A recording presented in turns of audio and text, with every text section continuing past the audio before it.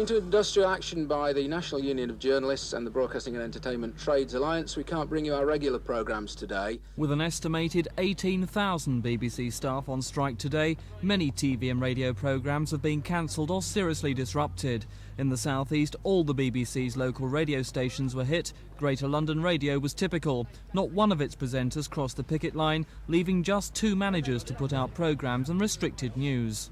This will be a long-running campaign. It's not just 24 hours, and I'm sorry if it does inconvenience the public, but we have to draw the attention to the problems that we, the staff of the BBC, are facing. Very serious financial problems. The strike's over a 7% pay offer. The journalist and broadcasting unions are demanding 16%. They say recent pay rises have been well below the rate of inflation and claim the BBC pay far less than independent television and radio. According to the unions, a TV reporter at the BBC earning £20,000 a year would earn up to £28,000 with ITV, and a BBC radio engineer earning £11,000 a year with the Beeb would earn up to £14,000 with independent local radio. We've tried debating with the BBC. It's the only way that we can let the public know that their broadcasting service is under attack. We're losing good workers all the time because they can't afford to work for the BBC anymore. Pickets were out in force at BBC buildings all over the capital. Broadcasting House and Television Centre, where about 5,000 staff walked out, were hardest hit. News bulletins were shortened and other programmes like Breakfast Time were cancelled altogether. But some, like newscaster Nicholas Witchell, worked on.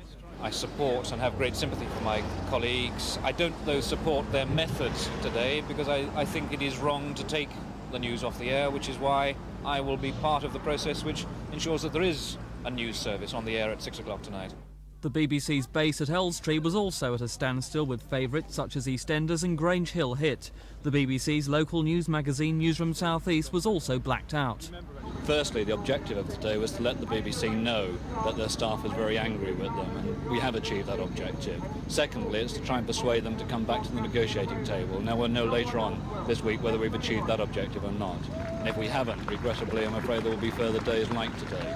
Union leaders are claiming that more than half of the BBC's 25,000 employees have joined today's strike. The BBC have refused to comment on the dispute or the effect it's having on their programmes. But with no end to the dispute in sight, it seems more disruption and more strikes will follow. This is Mike Pearce at the BBC for Thames News.